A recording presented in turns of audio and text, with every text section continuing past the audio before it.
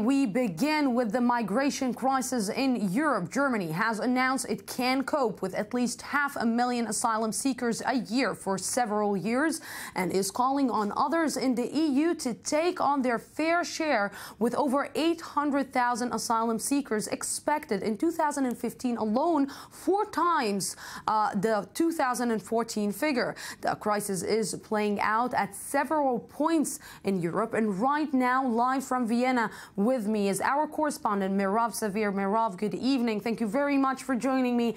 How can you summarize the day for us in Vienna today? Well, Lucy, as you said, world leaders, especially European leaders, still fighting over and pointing fingers, saying you should take in more migrants. This is how many we're going to take over. But as they do so, they continue pouring over the border. As you mentioned, we are in Vienna, where migrants and refugees have been receiving a very warm welcome as soon as they get into this capital city. We are right now standing at this makeshift camp right underneath one of the platforms at the main train station.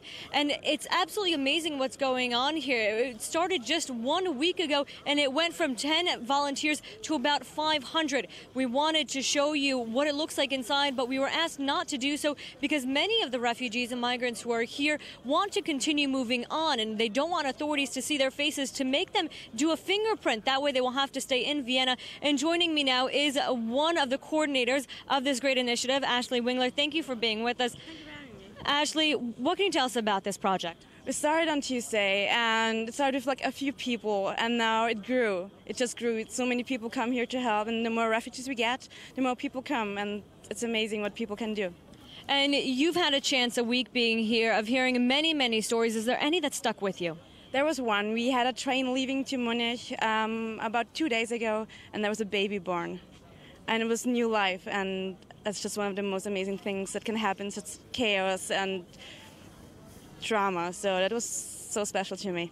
Well, Ashley, thank you very much. And Lucy, this is just one of the things that they do here. Other things, they make sure that these refugees and migrants who want to get, most of them to Germany, get back to the train station where they can get on a train to Munich. They leave every couple of hours. And let's take a look back at what we did see today on our way to Vienna.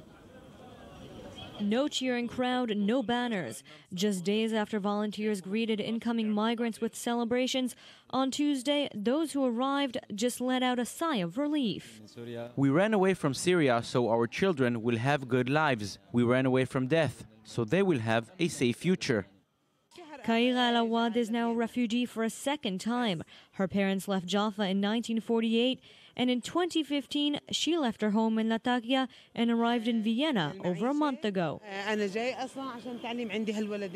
I came here so that my children can learn in the universities and they will have a place to work. We want to be able to give back to this country, like they have given us. Now she's at the train station waiting for other family members to arrive. As more migrants continue arriving in Vienna, the places they go for help, aid, and even to sleep at night have become the train stations. Not only the one where they arrive, but this one, the main train station here in Vienna. When you walk on the platform, it seems quiet and somewhat deserted. And then you walk down a short stairwell and boom, there's an entire camp of migrants and refugees eating, sleeping in every corner. We wanted to show you what it looks like, but we're asked not to film faces because many of the migrants and refugees here are still undocumented. Some of them waiting to make their way to Germany or elsewhere around Europe, and because of that, they don't want authorities to see who is here receiving help. Volunteers at Westbahnhof are handing out food and water and making sure the migrants find the way to wherever they need to go.